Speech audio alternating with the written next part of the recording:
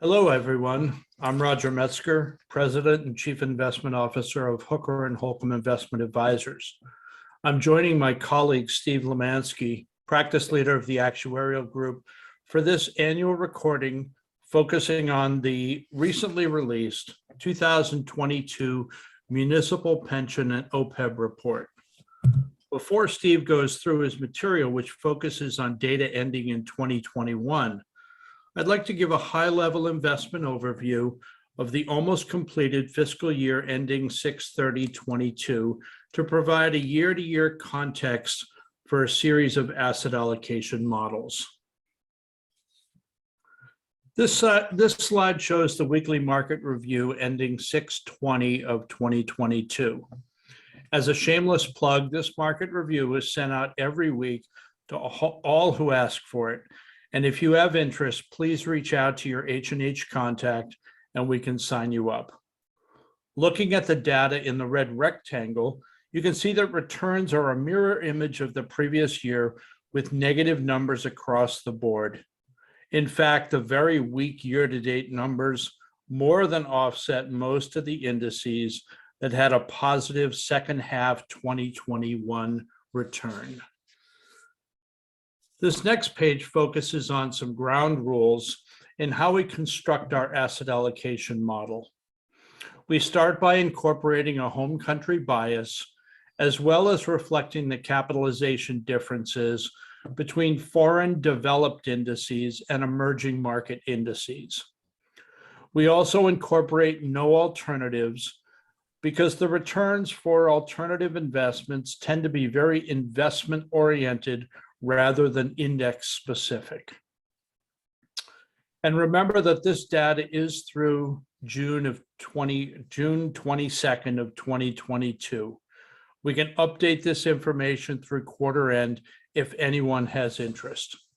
So let's look at the numbers. On this page, we have 5 different scenarios. You'll notice the shaded area has numbers from last year for comparison purposes. The first thing you'll notice, after the huge difference in returns, of course, is that the difference in scenario returns is much smaller in 2022. And that's because of the similarity in returns between stocks and bonds. The S&P 500 return is less than 0.25% away from the Barclays aggregate bond return. And contrasting this with 2021, the S&P was almost 40% ahead of the bond return. So for the recent year, the close bunching of asset class returns means there has been limited value generated through the different asset allocation mixes. Well, now I'd like to turn it over to Steve for him to discuss the latest pension and OPEB report. Steve? Thank you, Roger. As Roger mentioned, we publish an annual survey based on public sector pension funds in the state of Connecticut. And this is at the local level, so it excludes the state-sponsored funds. And this is based on information in the GASB reports, which is published in the annual consolidated annual financial reports for each municipality. So the first item that we are looking at is the long-term investment return assumption used for pension funds. And that assumption came down versus the prior year.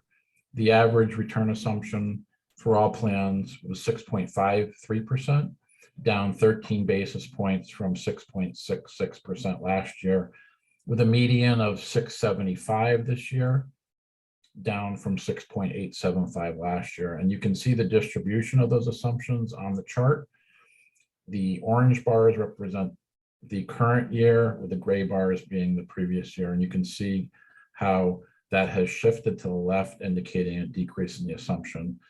Just for reference, this assumption is generally tied to either the July 1st, 2020 or 2019 valuation report for purposes of determining the ADEC or cash contribution for the plan. The next slide shows how that investment return assumption has changed over the last several years. You can see at the top right-hand corner of the slide, the average, which is the orange line, has decreased from approximately 7% down to 6.53% in the current year.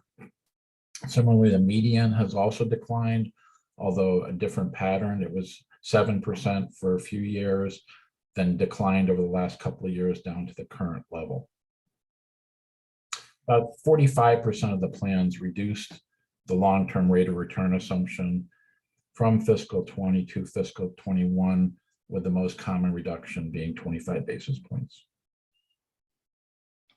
The next slide shows the return assumption by plan size. We analyze this by breaking the plans down by size of assets. And if you focus on the chart in the upper right-hand corner of the slide, we have broken this down into plans with less than $10 million in assets, $10 to $49 million in assets, and $50 million or more. And you can see that the investment return assumption on average does vary by plan size. For example, even though the average for all plans in fiscal 21 was 6.53%, the largest plans had an average of 6.86%, while the smallest plans had an average of 6.15%. In all cases, that assumption did decline versus the prior year, fiscal 20. And you can see that in the shaded aqua column in that chart. And that decline was anywhere from 12 basis points to 17 basis points, depending on the plan size. In the next slide, we show the funded ratio of the plans. And funded ratio represents the level of the assets in the plan divided by the plan's liability. So if those numbers were exactly in balance, the funded ratio would be 100%, which is the funding target over time, actuarially speaking. And because of the very strong return last year, which contrasts with the returns that Roger went over a few minutes ago for fiscal 22, those funded ratios did increase dramatically versus the prior year. In fact, 66% of the plans in this year's survey exceeded a funded ratio of 80%.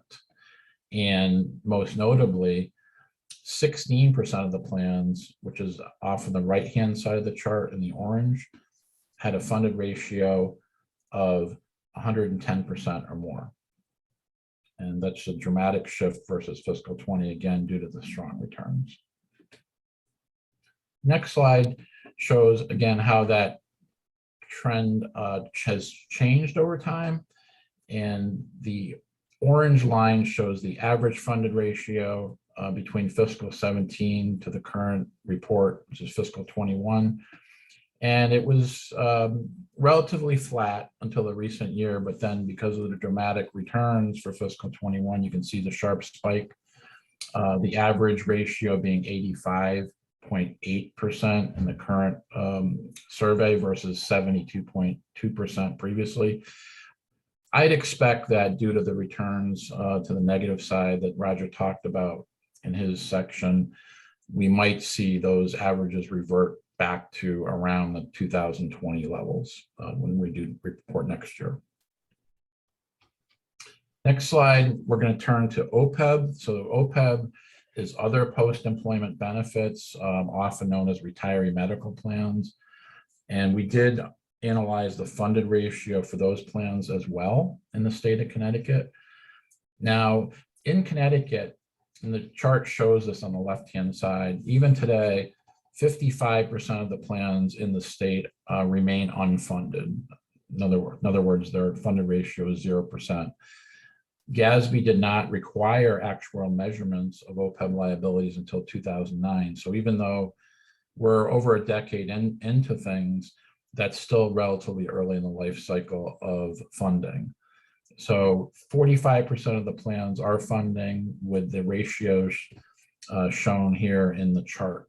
For example, 6% of all plans off to the right are at least 100% funded.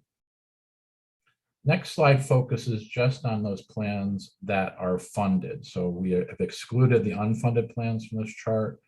So of the plans that are funding, the average funded ratio as of fiscal year end 2021 is 43.1%. That is up from 31.7% the previous year, again, because of the strong returns in fiscal 21. And so the way to read this chart, for example, if we focus on the third set of numbers, and that's funded ratios between 40% and 59.9, 21% of the plans in fiscal 21 were in that bucket versus 18% the prior year. Similar to pension funds, significantly more plans are at least 100% funded. Off to the right, 13% of OPEB plans in fiscal 21 were at least 100% funded, sometimes known as fully funded, versus 5% in fiscal 20. To get a copy of the full report that I just discussed, visit hhconsultants.com/muni2022. Your HH consultant will be more than happy to go over the report with you or answer any questions that you have. Thank you very much for your time today.